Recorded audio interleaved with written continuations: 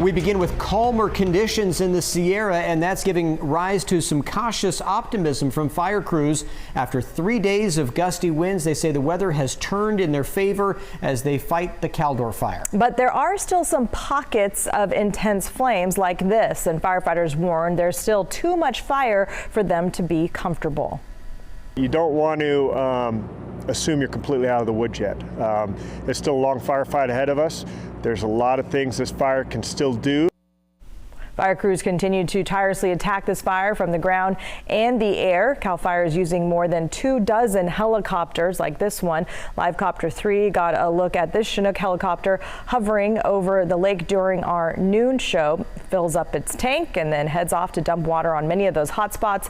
This work's been going on every day for the past couple of weeks. So the big question in South Lake Tahoe, a lot of people are asking, is when will they be able to return home? Now, right now, there's no timeline because the fire is still so active, but in other parts of El Dorado County, evacuation orders have been downgraded to warnings, and some people have been able to return home, including folks in Pollock Pines north of Highway 50. Here are the latest numbers. These are as of this morning. The fire's now burned more than 210,000 acres. Containment's now up to 25%.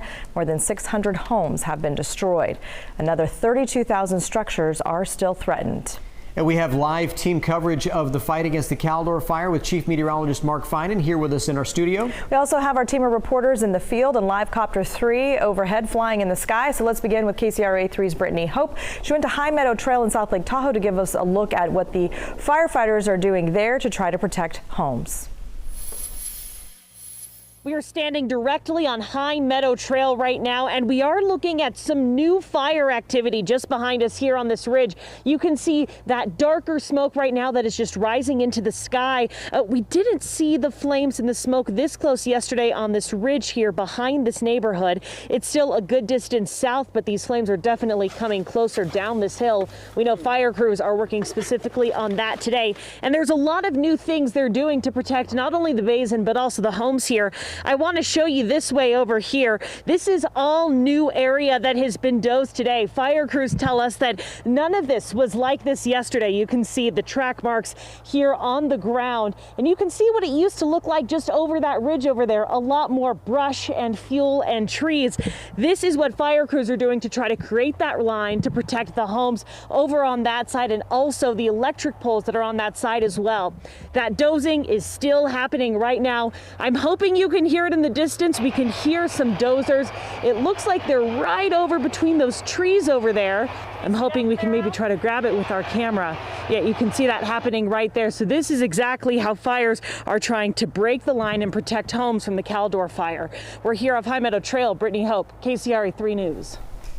Okay, let's bring in Chief Meteorologist Mark Finan now, who's tracking the progress of the fire and those improved weather conditions out there. Well, yeah, today the winds are light, smoke's kind of hanging around in the area, and while there are many hot spots, we haven't seen a lot of growth. The white line will be where the fire was yesterday, and the red line is the outline of the map that we have as of today. We talked about this yesterday, that growth up by Wrights Lake, but Wrights Lake is here, and they're still seeing it kind of go up toward the granite. They're putting a lot of retardant down in this area. Let's go a little bit farther to the east. Now, this is the area that Brittany was just talking about. She was right in this area, and this is where they're putting down the dozer line. So she was up in this area. But as you can see, while that area has grown just a little bit, it hasn't made any progress toward the state line. So it also hasn't made any progress down toward the neighborhoods or to the south. So that's good news. That's the big part in South Lake Tahoe, really not growing all that much. We'll pivot back around to the areas south of Highway 50 and south of the Sierra at Tahoe Ski Resort. You can see that line continues to grow. There is a lot of fuel down here, but there aren't any homes in that area. Let's get down to Highway 88. This area continues to grow, but on the north side of 88, so Kirkwood is okay. This area, actually, they were doing water drops in the middle of the night last night. They were using some of those helicopters last night, but again, more growth in that area. But where we aren't seeing any growth is on the southern edge or the western edge. That's why areas up toward Pollock Pines have been able to repopulate. We aren't seeing anything in the way of growth on the southern or western side of the fire, which is really, really good. Back to you. Mark, while we have you here, let's go to Live Copter 3 and pilot Dan Openheim joining us right now. Dan, you have been over the fire today. What are you noticing right now compared to when we checked back in with you at noon? Oh, what I'm noticing between now and noon, it seems like a lot of the smoke is just hanging And like you mentioned earlier, it's just from the lack of wind, but our visibility isn't quite as good as it was a few hours ago, and that's just from the lingering smoke. The other thing that you'll probably notice, Dan, as well as I do, is we're not seeing the pyrocumulus today. The smoke's kind of hanging around, but we're not seeing those big towering pillars of smoke getting up into the air either. That's true. That is very true. It just sort of reaches a capping layer and then just spreads out laterally. Dan, are you seeing any, with the smoke hanging around, any less aircraft activity working on the fire, or is it just about as much as you've been seeing the last couple of days? Oh, it's pretty consistent. It seems like it's a similar number over the last few days. I honestly don't think that the smoke conditions changing between maybe yesterday and today really made a big difference for what the aircraft can do. There's still a lot of aircraft out here. CAL FIRE's doing a great job of supervising all of it. Okay, Dan Openheim live for us in Live Copter 3, giving us that look that you see only from Live Copter 3. Thank you, Dan. And we want to show you the map of the areas in El Dorado County that are still under evacuation orders. Those are now under evacuation warnings. So the red that you see, those are the orders. So again, this map that you see here, there's nothing to do with the fire. These just highlighted areas or where there are orders. People can't return there. The yellow, that is the warning area that you see right there. The most recent changes are to Omo Ranch from Fairplay Road to Slug Gulch Road and south of the Cosumnes River, and Barney Ridge north of Omo Ranch Road. Several other warnings have been lifted altogether. People in Pollock Pines north of Highway 50 have been returning home since the evacuation order was downgraded there to a warning yesterday. And we continue our coverage now with KCRA 3's Lizzie Mitri. Lizzie, you talked with some of them as they arrived. What did they tell you? Brian, Lisa, after a stressful couple weeks, most people here are smiling, excited to be back. Welcome to Pollock Pines has taken on a whole new meaning as people get back to their homes after weeks of sleeping at a friend's house, in an RV, or for some, even in tents. After about 2 weeks away, Phil Whalen backed into his driveway in Pollock Pines today with nearly all of his belongings in tow. Even Maddie seemed excited to be back, leading the way. We talked to him as he unloaded his truck and RV. Everything, doggy stuff, chainsaws. Everything he had just packed up after the Caldor fire forced him and his wife out of their home. We had the warning, so we had about 8 hours, 6 to 8 hours to kind of start getting stuff ready. And then that evening, we got the go. So it was just, we're out of here. After living there for 40 years, he says this was his first wildfire evacuation. He expects it won't be his last. Yep, the fuels that are out there, the drought conditions, just add wind.